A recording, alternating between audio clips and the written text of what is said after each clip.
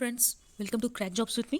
आज हम लोग झारखंड के क्षेत्रीय राजवंश से जितने भी इंपॉर्टेंट क्वेश्चंस हो सकते हैं उसको कवर करेंगे। ठीक है, तो हम लोग सबसे पहले इंपॉर्टेंट क्वेश्चंस पे आते हैं। जो हमारा फर्स्ट क्वेश्चन है, किस जनजाति के लोगों द्वारा सबसे पहले झारखंड राज्य निर्माण की प्रक्रिया शुरू की गई थी? ठीक है, तो हमारा किसके द्वारा स्टार्ट की गई थी? ये हमारा हो के द्वारा, हो जनजाति के द्वारा। ठीक है, हमारा नेक्स्ट क्वेश्चन ये है, मुंडा जनजाति का वह कौन सा व्यक्ति था जिसने सबसे पहले झारखंड राज्य निर्माण की प्रक्रिया शुरू की थी? तो वो कौन था? हमारा रीता मुंडा। ठीक है, रीता मुंडा ने सबसे पहले स्टार्ट किया था।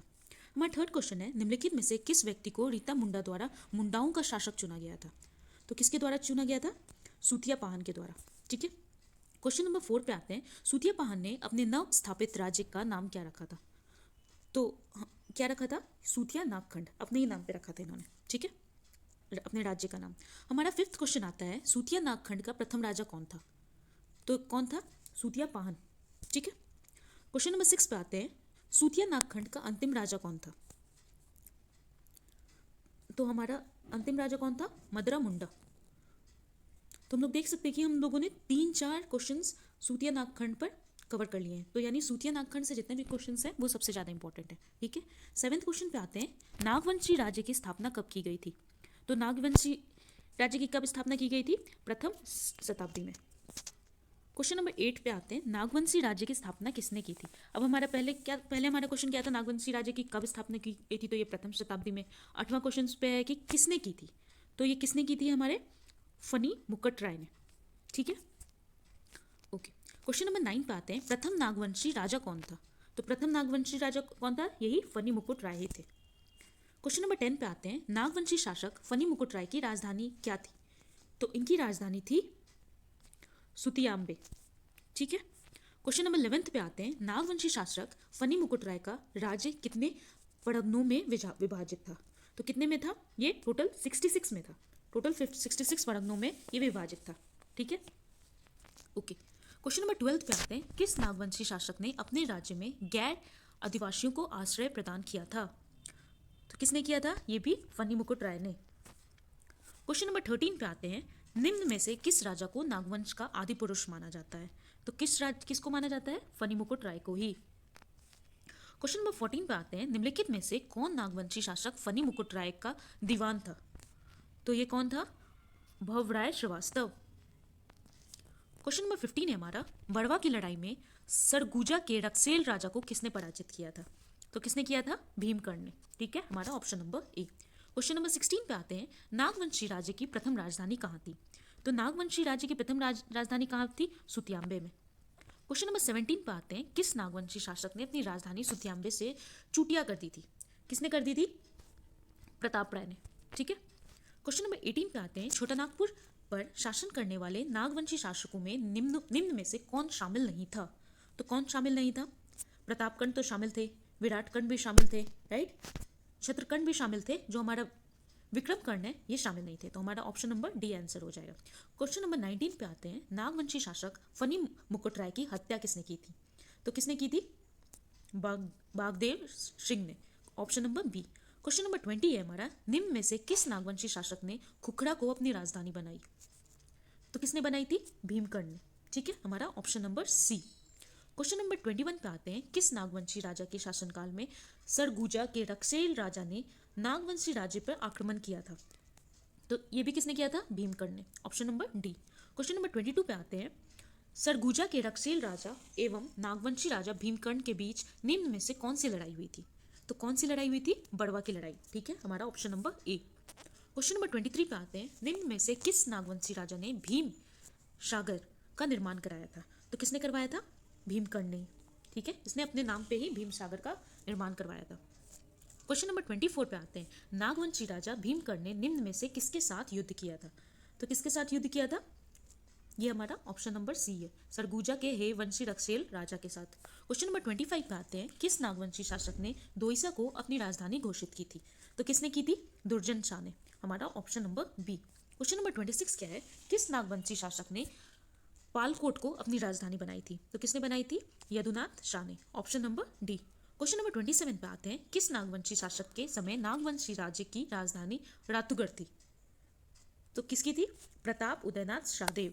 Option number A. Question number 28 पे आते हैं, निम्न में से किस नागवंशी शासक ने रांची में जगन्नाथ मंदिर का निर्माण करवाया था?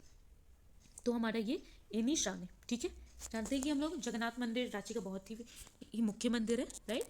तो एनी शाह ने इसका निर्माण करवाया था। क्वेश्चन नंबर 29 पे आते हैं। नागवंशी शासक एनी शाह ने किस वर्ष रांची में जगन्नाथ मंदिर का निर्माण करवाया था? तो किस वर्ष करवाया था? 1691 में, ठीक है। क्वेश्चन नंबर 30 पे आते हैं। निम्न पर विचार करें, ठीक है। 4 ऑप्शन दिए हुए हैं। उपरोक्त को नागवंशी राज्य की राजधानी के सही क्रम में व्यवस्थित करें। तो हमारा क्या आंसर होगा इसका? सबसे पहले हमारा सुतियांबे हुआ था, फिर उसके बाद चूटिया हुआ था, फिर उसके बाद खुखड़ा हुआ था, फिर उसके बाद दोईसा हुआ था, उसके बाद क्या हुआ था? हमारा पालकोट हुआ था, उसके बाद रातूगढ़ हुआ था, राइट।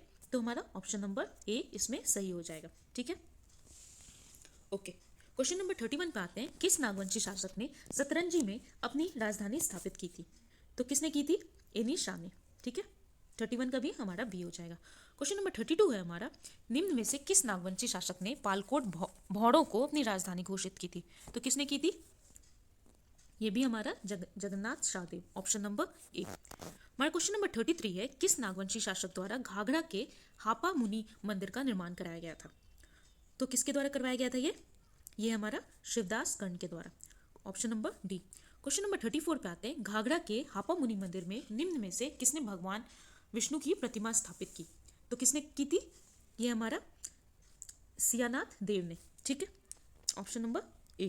क्वेश्चन नंबर 35 पे आते हैं। किस नागवंशी शासक द्वारा दोयशा में नवरत्नगढ़ राजप्रसाद का निर्माण कराया गया था? तो किसके द्वारा हुआ था? ये दुर्जन शाल के द्वारा, ऑप्शन नंबर सी।